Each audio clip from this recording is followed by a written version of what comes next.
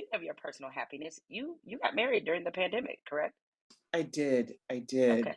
So We what was that were, like? it was interesting. It was interesting. I mean, it was great, of course. But we had been planning a very big wedding, 450 people. And glorious diet. 450 people? Yes, my wife has a lot of friends. And it's wild. She just has a lot of friends. And because she really has a family of choice. And so we were planning this beautiful wedding. I've never been married before. So I was really excited. I was like, oh my God, I'm going to have a wedding. It's going to be so great. And I was going to have this custom tux by Emily Myers. It was just so great. And then, of course, the pandemic happened, and we started to understand, oh, we're not going to be able to do this in person for a very long time. And so we postponed it, and then we postponed it again. And then we understood, like, And so one afternoon in June of 2020, I just turned to my wife and I said, hey, how about getting married today? And she was like, okay. And so we went to a place called instantmarriagela.com and we got married. And Wait. yeah, we did. You said instant marriage? Is that what? Yeah. It's a website, and they have a little office in Encino. And her cousin was here. I had planned on asking her if she wanted to marry me that day. And so her cousin came to visit, who's basically her sister.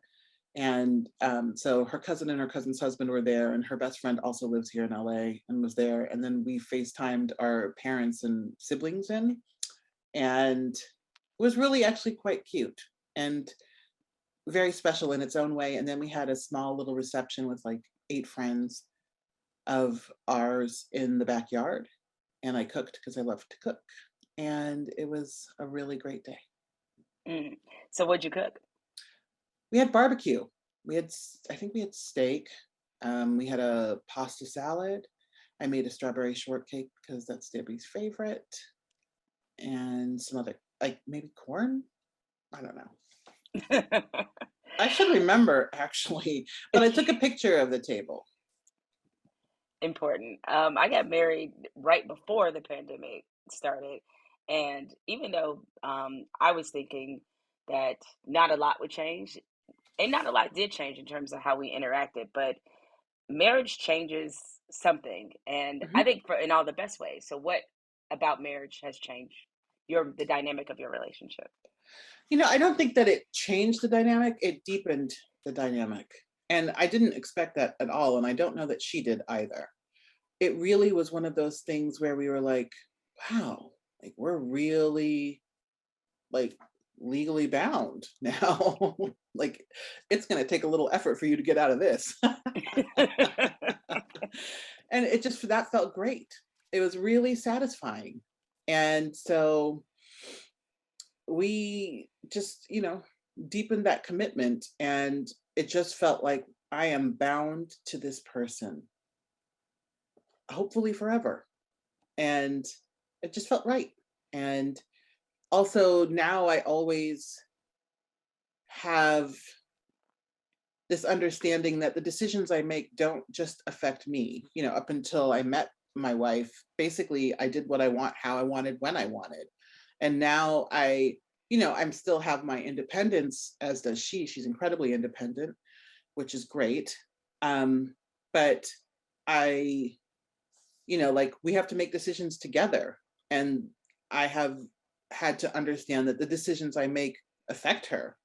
And so it just requires making room in your life for someone else. And I enjoy that. Mm. How did you two meet? Debbie is very persistent. So she she has a podcast. She's been podcasting for 17 years. And it's called Design Matters. It's amazing. And she tried to get me on her podcast because she enjoyed my writing. And I was like, oh, talk to my publicist. And because I was really interviewed out. And Amanda, my publicist, happened to be leaving HarperCollins at the time, which I didn't actually know until she left. And so she never responded. So several months later, Debbie wrote back and said, I've reached out to Amanda a few times. I haven't heard from her. And so I just wanted to check in. And I said, I think Amanda has left, but I'm really just interviewed out. So I'm going to say thank you, but no thank you. And then when Hunger came out, she sent me this beautiful email sort of detailing everything that she connected to in Hunger. And I was like, oh, that's nice. Thank you.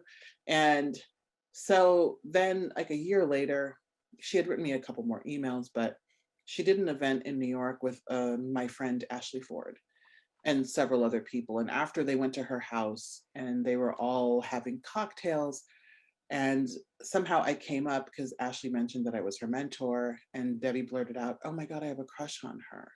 And then Debbie said, I know she has a person, but like, what's going on there? And Ashley, who is a friend and knows me well, said, she does, but go ahead and shoot your shot. Because it was a relationship where I could see other people. It was complicated. It was not a bad relationship. It just wasn't the right one because I wanted more than my girlfriend at the time could give. And so Debbie wrote and asked if she could take me out on a proper date sometime. And nobody had ever really asked me out like on a date. And I was so charmed by that phrasing of a proper date that I said, yeah, I said, sure. And that's all I said. And then one day she saw me on Twitter saying that if you want to know where I'm going to be on tour, just look at my website. And so she went to my website, saw that I was coming to New York in October, and emailed and asked if we could go out to dinner. And I said, sure, again. You're so verbose in these Very. responses. And then she came to my event, and she was the very last person in the signing line. And with each, I'd never Googled her. I didn't look anything up. I had no idea who she was, what she looked like. And so with each person in the signing line, I was looking and I was like, do I want to date this person? Yes or no? And sometimes the answer was, okay. Sometimes the answer was like, oh God, I don't think so. And then she appeared and I was like, yes. And it was just, we had instant chemistry. We went on an amazing date. I spilled water on her, awkwardly, of course.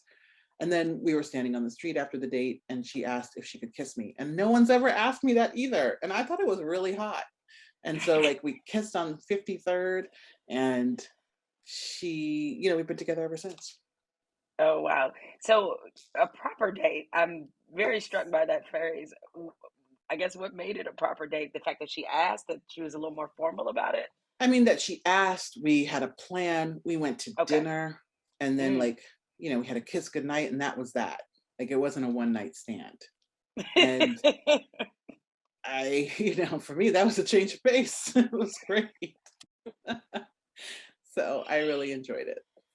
Oh, well, that's an amazing origin story. Mhm. And the fact that you remembered in such detail, I'm sure warms her heart. Uh, this is a very corny question along the same lines, but when did you sort of know that she was the one? That's a good question. I don't know, like, I can't give you a specific date, but Right. I'm sure it was a collection of moments, it right? was a collection of moments, truly. But the more time we spent together, the more I understood that we had a lot in common. And a lot of the most important things. We have similar values and priorities. And I think it was on a day when she was about to take a trip around the world, and because she had booked it like a year in advance. And she was going to be gone for 23 days. And I was like, wow, I am really going to miss her. And so I flew to where the trip was disembarking, or where the trip was embarking. And it was really romantic. And I surprised her in the airport. I showed up in the Orlando airport and I was like, hey. And because she landed after me, I took a red eye and everything. And I was just like, yeah, I'm really going to miss you. And we were in a long distance relationship. So, because she's based in New York and I'm based in LA. But, I knew, like, I want to say goodbye. I'm going to miss her. I'm so excited for her, but still, damn, I wish I was going. And I simply just could not. And so, yeah, that's when I knew. And we had already said I love you at that point, and I knew I cared for her very much, and I did love her. But that's when I knew, like, no, this person is someone that I would like to have around for a very, very long